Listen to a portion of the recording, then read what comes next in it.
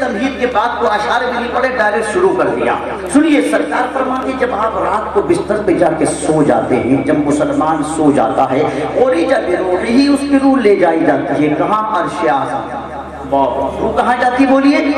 سارا مجمع بولیے کہاں جاتی ہے؟ عرش اعظم پر جاتی ہے۔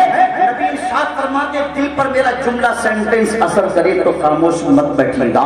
نبی فرماتے فمن کان طاہرا اذن له بالسجود، جو بندہ رات کو وضو کر کے طہارت سے آشنا ہو کر کے بستر پہ سو جائے، اللہ اس کی روح کو سونے کے بعد عرش اعظم پر پہنچا کر کے سجدہ کرنے کی اجازت دے گا۔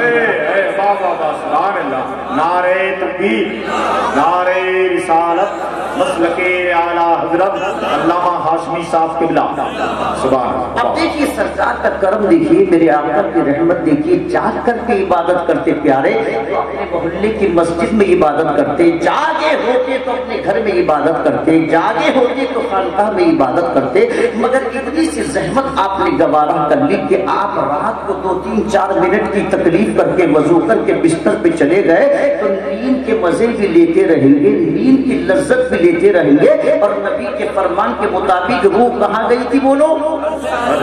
پیچھے والے بھی بولیے کہاں گئی؟ سارا مجمع بولیے کہاں گئی؟ عرش اعظم۔ عرش اعظم کے نام سے خوش نہیں ہو رہے، عرش اعظم کے پڑوس میں ہے کیا؟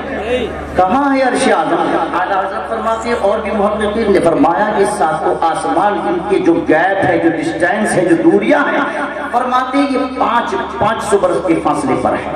پہلا، دوسرا، تیسرا، چوتھا، پانچواں، چھٹا، ساتواں، جس کو فلک اطلس کہتے ہیں، یہ 500 برس کے فاصلے پر ہے۔ اس کے اوپر ہے سدرۃ المنتہا، جہاں ہوتی ہے جبریل کی انتہا۔ جو شیخ آپ ان سے سمجھے، میں اس کو بتاؤں گا انشاءاللہ 2 منٹ میں میراج بھی بتاؤں گا۔ سنیے اب جب عرش اعظم کہاں آئے گا؟ ابھی 7ویں آسمان کے اوپر ہے سدرۃ المنتہا، 500 برس کا فاصلہ ہے، اس کے اوپر ہے 70,000 پردے، اور ایک پردے سے دوسرے پردے کا فاصلہ ہے 500 برس کا۔ اب صبح کو آرام سے آپ حساب کتاب لگا لیجیے گا، موبائل میں کیلکولیٹ کر لیجیے گا، ان 70,000 پردوں کے اوپر ہے عرش اعظم۔ میرے آقا ارشاد فرماتے بندہ تو زمین پر سویا، روح عرش اعظم پر گئی، اور صرف گئی نہیں بلکہ جو بندہ رات کو وضو کر کے سو گیا، اللہ پاک اس کی روح کو عرش اعظم پر سجدہ کرنے کی اجازت دیتا ہے۔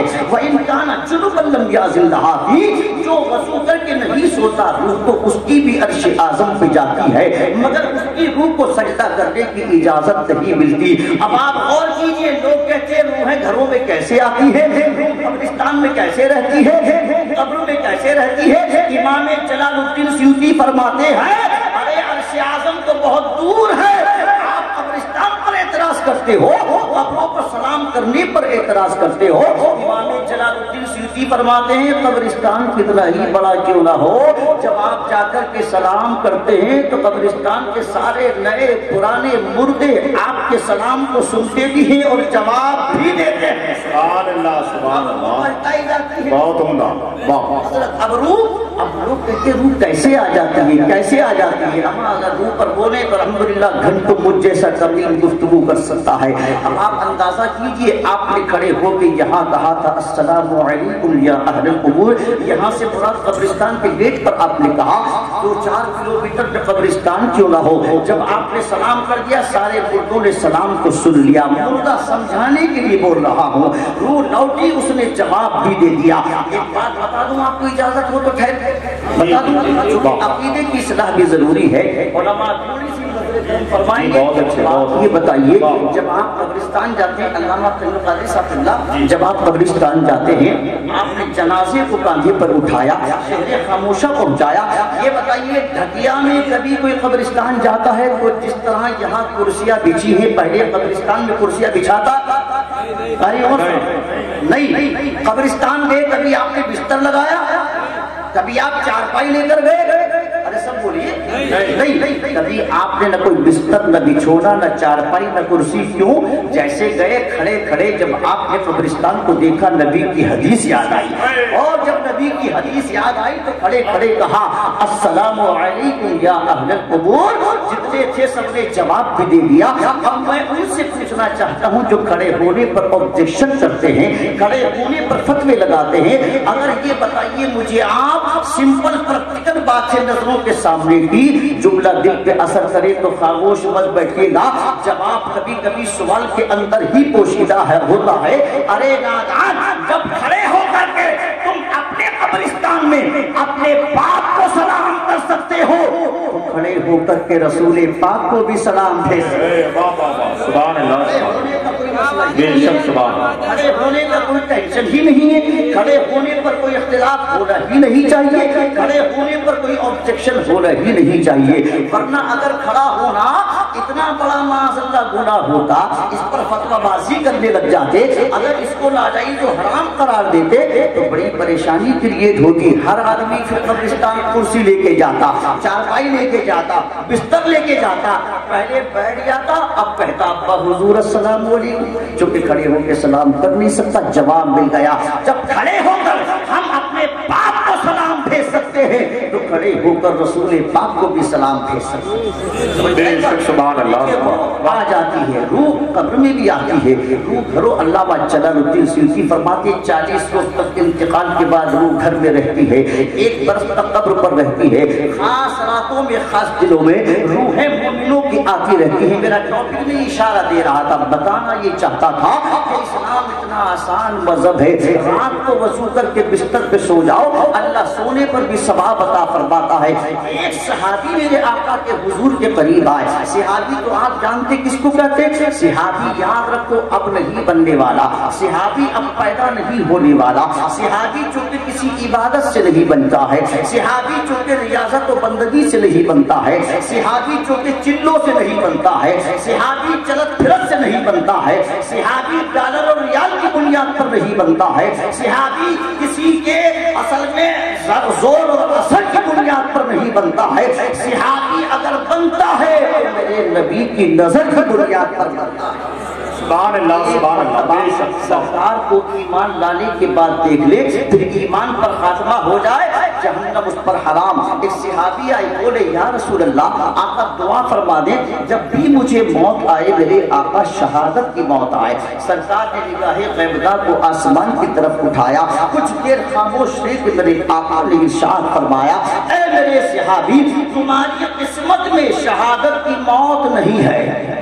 کیا کہا؟ شہادت کی موت نہیں ہے. یہ غم زدہ ہوئے، عرض کی میرے آقا موت تو آنی ہی ہے سرکار، تو کیوں نہ شہادت کی موت آ جاتی، کتنا اچھا ہوتا. چونکہ سرکار کی بارگاہ وہ بارگاہ ہے جس سے کبھی کوئی خالی نہیں گیا.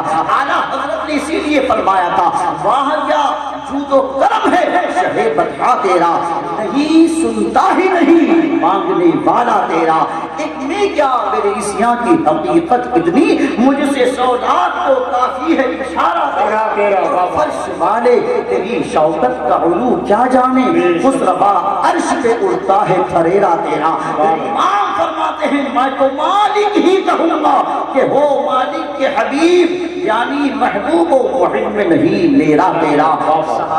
کرتے آقا موت تو آنی ہی ہے، تو کیوں نہ شہادت کی موت آ جاتی. سرکار نبی کی رحمت کی نسخہ تجویز کر دیا. ایک صحابی کو شہادت کا مقام دینے کے لیے، ایک صحابی کو شہادت کا مرتبہ دینے کے لیے آقا نے ارشاد فرمایا سنو تمہاری قسمت میں وہ شہادت تو نہیں ہے کہ تم تلوار لے کر کے میدان میں اترو، دشمن کا مقابلہ کرو، تیروں تلواروں کے زخم تمہیں لگے، وہ قسمت میں شہادت نہیں ہے. عرض کی آقا میں تو چاہتا ہی یہ ہوں کہ جب بھی موت آئے شہادت کی موت آئے. آقا فرماتے میرے غلام شہادت ہی تو چاہتا ہے. عرض کی آقا غلام تو شہادت ہی چاہتا ہے. سرکار نے ارشاد فرمایا سن آج کے بعد جب بھی رات کو بستر پہ سویا کر تو سونے سے پہلے وضو کر لیا کر. اس سچویشن میں رات کے کسی حصے میں موت آ گئی تو میرا مولا تجھے شہادت کا مقام عطا فرما. سبحان اللہ، سبحان اللہ. اللہ شہادت کا مقام عطا فرما دے گا۔ اب آپ کہیں گے کہ ہاشمی اگر موت نہیں آئی تو پھر کیا ہوگا؟ تو یاد رکھو اب بھی کچھ بگڑنے والا نہیں، نقصان اب بھی نہیں ہوگا۔ اگر موت آئی تو اللہ شہادت کا مقام عطا فرمائے گا۔ کیا مطلب؟ موت آ گئی تو شہادت، اور صبح کو بستر سے اٹھ گئے تو رات بھر کی عبادت۔ واہ واہ سبحان اللہ، زندہ باد آسان مذہب ہے، بڑا سمپل مذہب ہے، ذرا قریب تو آؤ علماء کے، ان سے پوچھو تو صحیح، زاد و ادب طے کرو۔ ابھی علامہ ارمان صاحب قبلہ نے بڑی لمبی لسٹ بنائی، بڑی لمبی لسٹ ماشاءاللہ آپ بیان فرما رہے تھے، میں نے سوچا شاید فجر ہو جائے گی، اللہ کا فضل اگر یہ رہا تو، چونکہ بات سچی ہے، بات حق ہے۔ کیا کہنا چاہتے تھے علامہ ارمان صاحب؟ سنیے، وہ کہنا یہ چاہتے تھے کہ انسان دنیا سے جاتا ہے مگر اس کے کارنامے کبھی نہیں جاتے۔ یاد رکھو موت انسان کو آتی ہے، اس کے کارناموں کو نہیں آتی ہے۔ موت انسان کو آتی ہے مگر انسانیت کو نہیں آتی ہے۔ موت عالم کو آتی ہے مگر علم کو نہیں آتی ہے۔ موت متقی کو آتی ہے مگر تقوی کو نہیں آتی ہے۔ موت شہید کو آتی ہے مگر شہادت کو نہیں آتی ہے۔ موت ولی کو آتی ہے مگر ولایت کو نہیں آتی ہے۔ موت 1400 برس پہلے مدینے کی زمین پر سیدنا صدیق اکبر کو آئی تھی مگر صداقت تو آج بھی زندہ ہے۔ فاروق اعظم دنیا سے تشریف لے گئے، عدالت کے ڈنکے تو آج بھی بج رہے ہیں۔ عثمان غنی زمین پر چلتے پھرتے نظر نہیں آتے مگر سخاوت کے پرچم تو پھر بھی لہرا رہے ہیں۔ مولائی کائنات باختلاف روایت نجف اشرف میں تشریف فرما ہے مگر بہادری اور شجاعت تو آج بھی زندہ ہے۔ امام حسن جنت البقیع میں تشریف فرما ہے، سیادت آج بھی زندہ ہے۔ اور امام حسین کا روزہ میں نے خود اپنی نگاہوں سے دیکھا، 2 روز تک کربلا میں ڈھونڈتا رہا، کہاں گیا یزید، کہاں گئی یزیدیت، کہاں گیا خولی بن یزید، کہاں گیا شمر بن جوشن، کہاں گیا سنان ابن انس، کہاں گیا عبید اللہ ابن زیاد۔ آج بھی کربلا جا کر کے دیکھیے کہ یزید مٹ گیا، یزیدیت مٹ گئی مگر حسین کا قبضہ آج بھی کربلا پر ہے۔ واہ واہ واہ سبحان اللہ، زندہ باد زندہ باد، واہ بہت اچھا سبحان اللہ، آج بھی جا کر بے شک سبحان اللہ، واہ حسین کا قبضہ صرف کربلا پر نہیں، قاری صاحب پر کے حسین کا قبضہ تو لوگوں کے دلوں پر ہے۔ قاری صاحب قبلہ نے شعر پڑھے تھے، اس کا مفہوم یہ تھا کہ یہ زمانہ حسین کا ہے۔ میں سوچ رہا تھا جب سے آئے تو ہر زمانہ حسین کا ہے، آیا نہیں؟ اگرچہ وہ ٹاپک نہیں ہمارا، پر جب بات آئے گی تو ہم سے رکا نہیں جائے گا۔ سوچئے آج بھی جا کر کے دیکھیے 20-21 ہزار یزیدی کربلا سے پلٹ کے آئے تھے، نہ ان کی نسلوں کا پتہ ہے، نہ ان کی قبروں کا پتہ ہے، نہ کوئی دنیا میں کتنا ہی بڑا یزید کا حامی پیدا ہو جائے یہ کہنے کو تیار نہیں ہوگا کہ میں یزید کی اولاد ہوں۔ کیا بات ہے، بہت اچھے بہت اما اچھے۔ اولاد تو بڑی بات، یزید کے نام پر یزید نام رکھنا بند کر دیا۔ یزید سے پہلے بہت یزید، مغرب کے صحابہ میں بے شمار یزید نام کے صحابی ہیں، مگر سنیے اب کوئی یزید نام رکھنے کو تیار نہیں ہے، کوئی کہنے کو تیار نہیں کہ میں شمر ذی الجوشن کی اولاد ہوں، کوئی کہنے کو تیار نہیں کہ عبید اللہ بن زیاد کی نسل میں سے میں ہوں، کوئی کہنے کو تیار نہیں ہے کہ میں خولی بن یزید کی نسل میں سے ہوں۔ حالانکہ یزید بھی کوئی غیر نہیں تھا، یزید بھی کوئی دور کا نہیں تھا۔ اگر تاریخ اٹھا کے پڑھیں گے تو پتہ چلے گا یزید گھر کا تھا، یزید گھر والا تھا، یزید حضور کے سگے سالے کا بیٹا تھا۔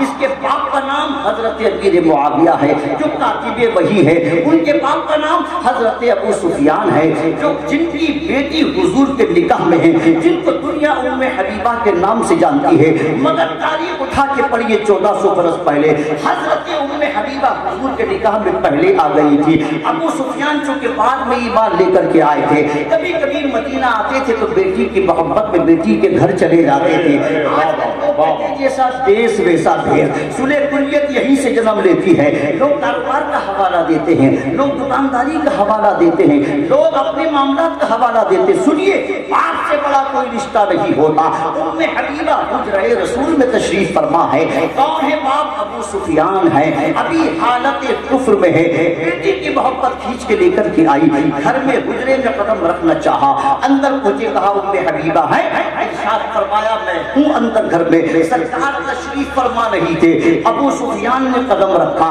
ایک چٹائی بچھی تھی جس پر اللہ کا نبی تشریف فرما ہوتا تھا، جس پر امام المرسلین آرام فرما ہوتے تھے۔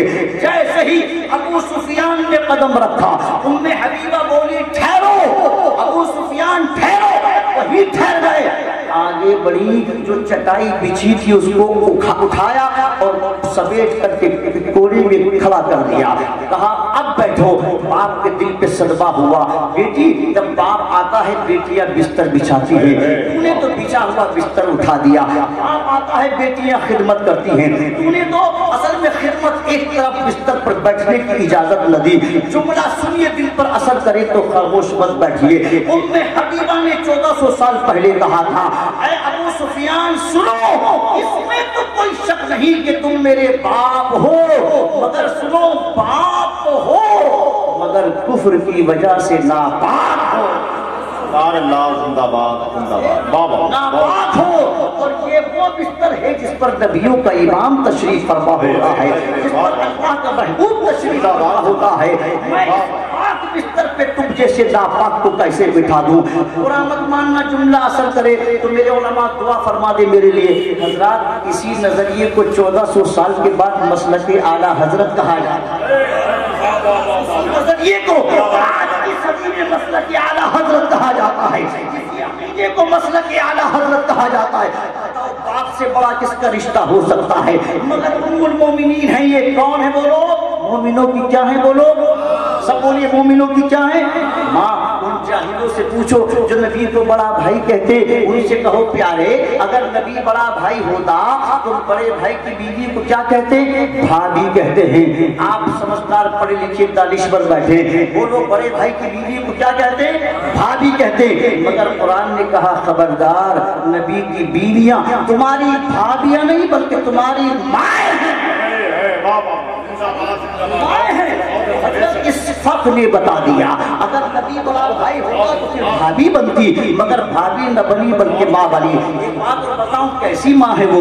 توجہ ہے، جو نبی کو بڑا بھائی کہتے، ان سے پوچھو پیارے جب تو مرا تھا، تیرا بھائی مرا تھا، تیرے بھائی کا انتقال ہوا تھا، تو بتا تیری بھابھی نے عدت کی تھی کہ نہیں کی تھی؟ بولو اما، شوہر کے مرنے کے بعد حضرت بیوی عدت کرتی کہ نہیں کرتی؟ علماء تشریف فرما سب بولی عدت کرتی ہے، لیکن تشریف رکھتے علامہ تنویر القادری صاحب سرکار کی جتنی ازواج مطہرات دنیا سے رخصت ہو کر کے گئی، حیات ظاہری سے مثال فرما گئی۔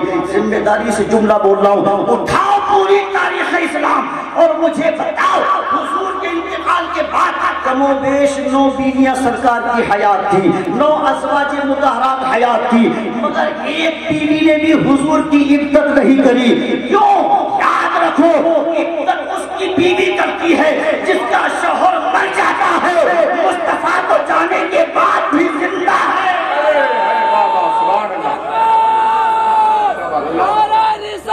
یا رسول اللہ